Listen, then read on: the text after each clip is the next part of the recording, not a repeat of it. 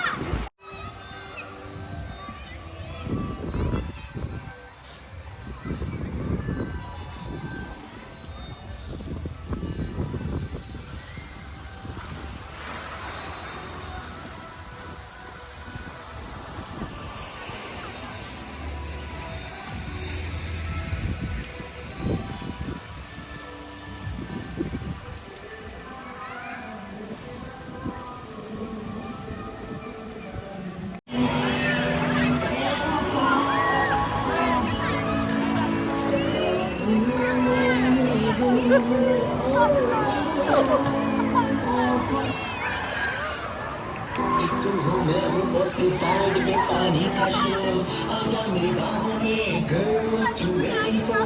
तुझे मैं लेके चलूं के प्यार से याद पे, हो जाएंगी घंटी नई बुक के शौक पे. चला कर देखिए.